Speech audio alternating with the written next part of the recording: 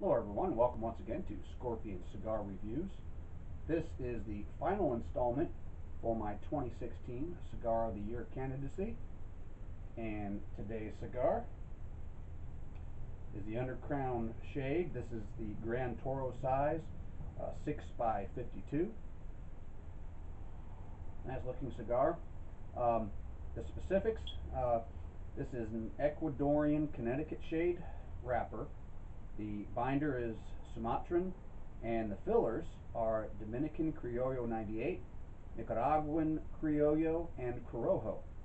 This was created by Willie Herrera of Drew Estate. This is along the same lines as the original Undercrown, but they wanted to make a Connecticut shade version, and I think it was obviously I thought it was a hit because it was a winner, because it's made my lineup for the candidates of my 2016 Cigar of the Year. So without any further ado,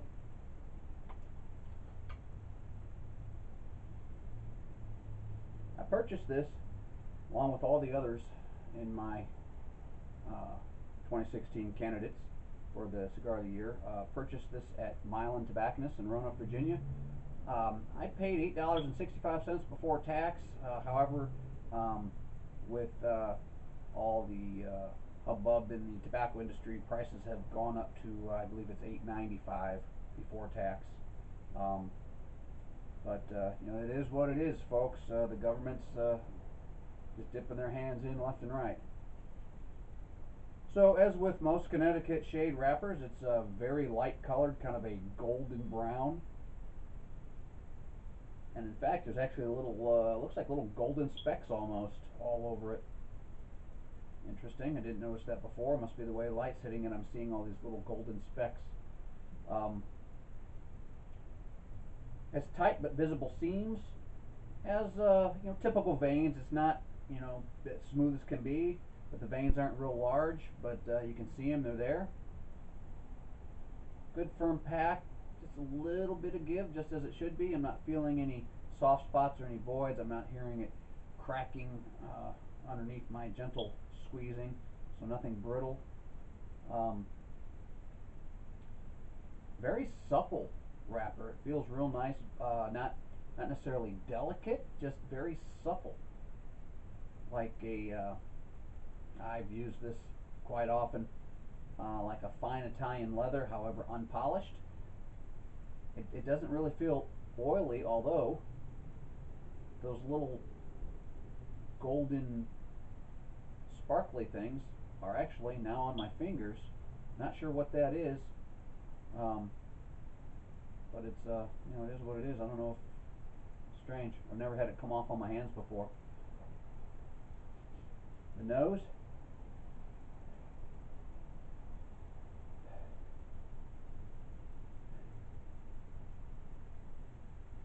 Maybe some very slight hints of hay, various grasses.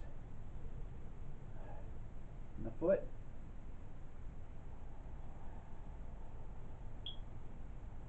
Some subtle spice. Again, maybe some subtle hay. Maybe some hints of leather in there. I'm going to go ahead and remove this foot band.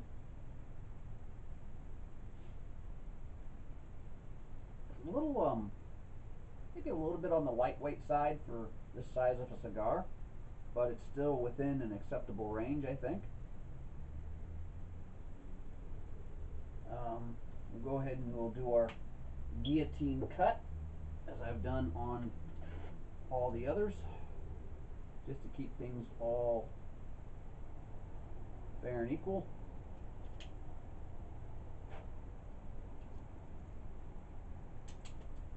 And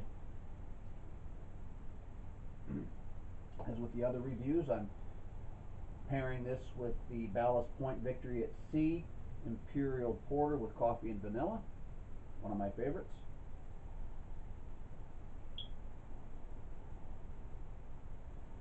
Pre-light draw, definitely some leather. Definitely. A little bit of spice in there.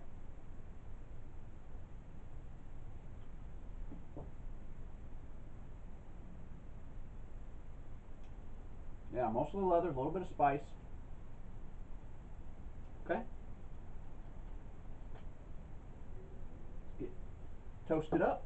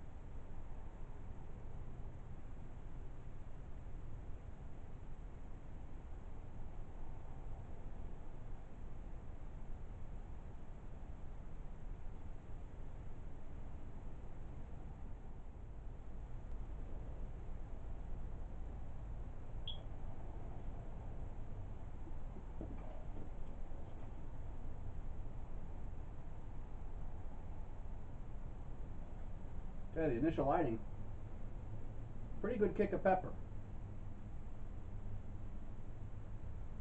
right off the bat.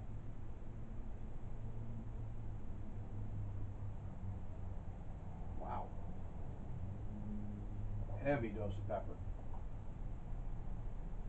Just about knock you out.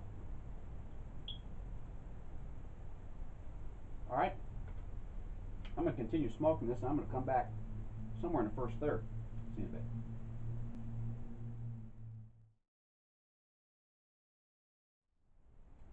Here we are, just about 25 minutes in the first third. I'm picking up some like savory spices, a little bit of grilled meats in there. Nothing specific, just general grilled meats.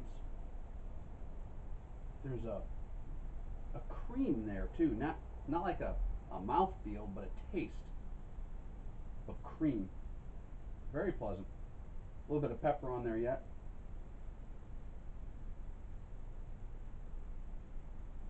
Some earthy minerals. Real nice. I'm really enjoying this.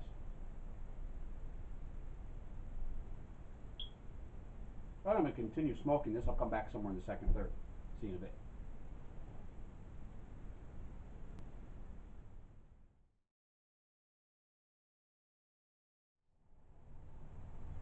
And I'm just about 50 minutes in.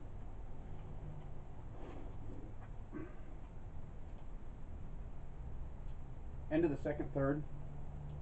Picking up some earthy minerals.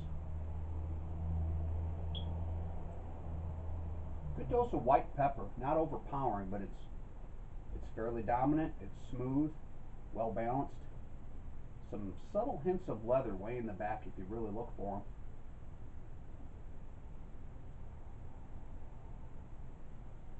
You get that white pepper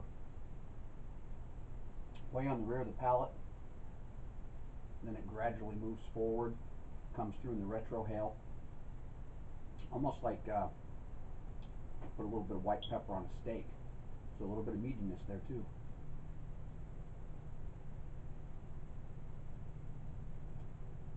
Burning fairly nicely. I haven't had to retouch it or anything.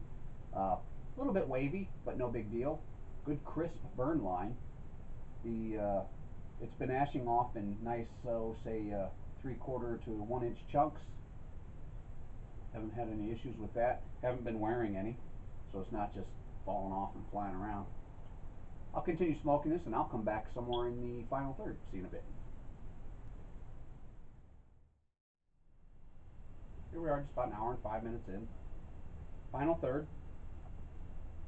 Getting some grilled meats, more of those savory spices, some subtle leather, some earthy minerals. It's pairing very nicely with the Ballast Point Victory at Sea. This is once again the Imperial Porter with coffee and vanilla. The creamy note on the cigar is really complementing the vanilla in that Imperial Porter. Very nice pairing, going very well. And those grilled meats, a little bit of spices, just a real pleasant cigar. I'm real happy with this. Construction has been perfect so far. Hasn't unraveled at all, hasn't cracked, hasn't blistered, hasn't done anything like that. No problems at all whatsoever. Real quality made cigar by Drew Estate. I'm going to continue smoking this. I'll come back somewhere in the final third. I'm sorry, with in the nub.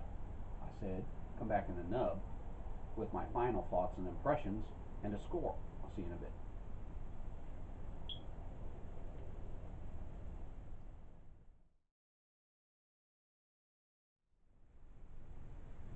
Here I am. I'm in the nub. About an hour and 15 minutes in. Picking up still some of those grilled meats, some of that white pepper.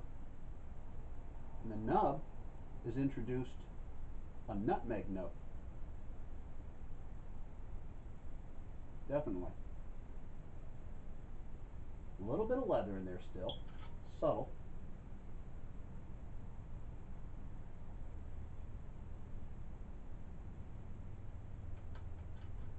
So who would I recommend this cigar to? Just about anybody. A novice could appreciate that it's under $9. Even with tax, it was under $9. Smokes for an hour and 15 minutes to this point. By the time I'm done, hour and 20, maybe an hour and 25, I'm going to nub the hell out of this cigar. The construction was perfect. There were no really powerful in-your-face flavors, so a novice could appreciate that as well. The flavors were there. For the most part, subtle, very smooth, very well balanced. A very well balanced cigar.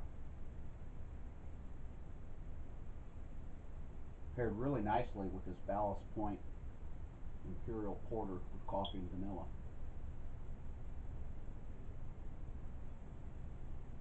An aficionado could appreciate, once again, the price point of under $9. With its wide flavor profile, smooth smoking, well balanced, nice flavors. They all complemented each other very nicely. One flavor didn't dominate or overpower or cancel out another flavor. It's real nice. Leaves a pretty decent room note too. A little bit of spice on the room note. Yeah, definitely. So what did I score this cigar? Initially 93.5 points, and then I made a positive adjustment of 1 point. And the reason I did that was because of the superb construction. Didn't have to touch it up any, didn't fall apart, didn't unravel. It's not even all that hot. I mean, I'm way into the nub, and I don't have to try to pinch it with my fingernails to smoke it. So it's still remaining relatively cool. It's definitely getting warm, being this short. But yeah, real good cigar. So my final score is 94.5 points. And that, my friends, is why I've chosen the Undercrown Shade Gran Toro 6x52 by Drew Estates as my #1 cigar of the year for 2016. Thank you for watching. Catch you next time.